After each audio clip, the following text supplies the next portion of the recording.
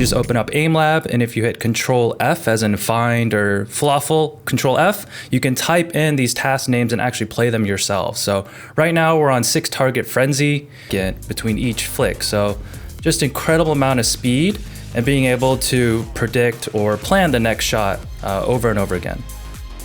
Yeah, you can also see that Unaz has slightly less precision, pretty dialed in right now. And again, Unaz is a faster sends, so I actually think that you can see that the movement is more jerky. The mouse control, there's less like smoothness, but still staying on target. So that's a great sign for Unaz. As much in game when you're playing, whatever you're playing competitively, you won't encounter these specific types of movements. So you kind of have to like really become so well-rounded when it comes to your mouse control abilities to be able to track. So you're preparing yourself for, worst case scenario. Obviously, you don't want to be that out of position where you have to move your crosshair this much. But if you are, you could quickly recover and pretty much hit any shot at will. Sensitivity, because you're a high sense user and you're like, I want to play tactical FPS. Everybody uses low sensitivities. You're gonna have to pick up some new techniques. It's advisable, I would say, to like study some mouse cam footage from great players that play on those sensitivities and work out how they do what they do with those sensitivities. Yeah, it's like, going back to the whole word reactive, it's like just being able to visually see and react to the change in direction. You can see that, MADBADMAN he's an excellent aimer, but hasn't had a perfect start here so far. So maybe there's some weakness for a random dead dude to capitalize upon, depending on how he does in this task as well. Yeah, it's looking great so far. I'd love to see just for him to see that he's being more rewarded with a task like this. We saw that task, which, as we mentioned, lots of flicking, lots of emphasis on speed and pathing, and here it's the extra control is really paying off. Yeah, something I noticed this where you have to do everything, like dynamically changing the smoothness, as well as having to react to a target and do these micro flicks on different planes in different directions. So pretty challenging. But 67%, not bad so far for the first run. Yeah, it's looking really good. I mean, obviously the standard of aiming is insanely high. In this tournament, we have some of the absolute best aimers in the world competing against each other in tasks that are taking them to their limits. It's like a mini game designer or level designer. So these tasks that we're watching right now that all these players are competing in have been created with Creator Studio. So you can hop in, create how you want the structure. I have a subscription base there where you can hop into Discord, and I've got all these like custom tasks and playlists that I've created to train skill sets and the description of what they're training. And the cool thing about player base is that had like up to 10,000 hours played, really good player, but he spent a year focusing on aim training and like upped his level massively, like enormously, and became one of the best aimers. And so it's like there is a lot to learn, even if you've been doing this, playing esports games, and think that your aim's already like pretty, because you're aiming, it can be inconsistent. Like day to day, there's going to be a discrepancy. Like you'll have like a range, right, of how good you are with your aim. And some days you're going to have off days, and you can't really control that, but you can have a lot more control and consistency with your decision making. And it's more difficult.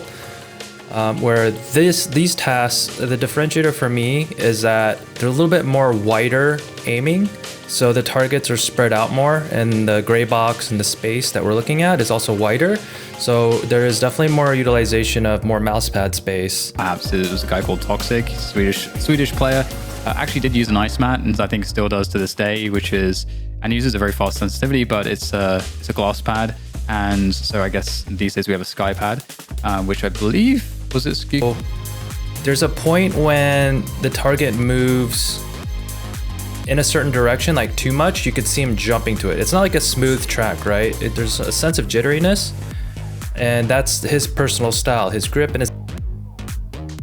It's really tough as well, because you kind of want and hope and pray that when the target moves in one direction, that it's gonna continue in that direction and continue along that path, but sometimes it just like jitters up and down. Or Cartoon. We're gonna jump into that semifinal next. What do you guys think? This is gonna be tough. I know MADBADMAN was an early favorite, but Cartoon just like looked really smooth. So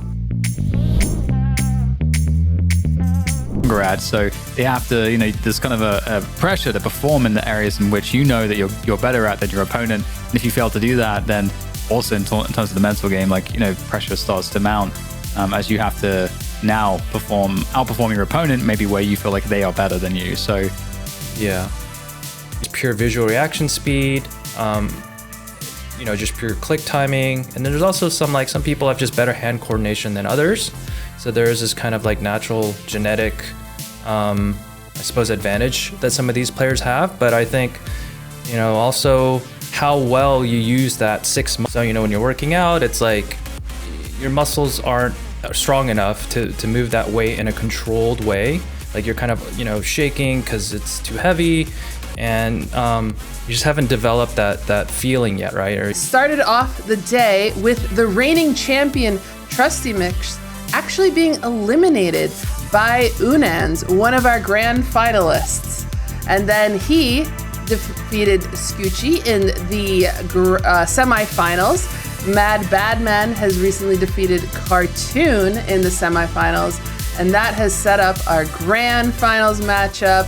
Both of these guys have already won cash, at least winning $15,000. The winner, though, later today is going to take home $35,000. We actually heard from MADBADMAN previously in the interview that he is not really all that practiced on these types of tasks. So he wasn't expecting to do, there is, as you say, there is an element of unpredictability, but definitely I think one of the more, you know, fun tasks to play, but a more kind of raw reactive. CSGO or Valorant, you've got a classic jumping up in the air and shooting that burst fire mode. Since you can still shoot pretty accurately, definitely replicates these feelings.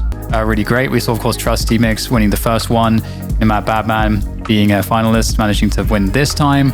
And who's going to be most consistent? I don't know. This is supposed to, I mean, it looks kind of easy, right? Everything is moving predictably, but I still find this very hard. It's like it's crazy how fast it can be in like a task like this. It's really impressive. Our grand champion. How does it feel you're taking home $35,000? Pretty good. Absolutely overwhelmed. I'm not gonna hide it. Like as I said earlier, I had zero faith in myself on this one, honestly. And this is the come out. I am so confused. It's unbelievable.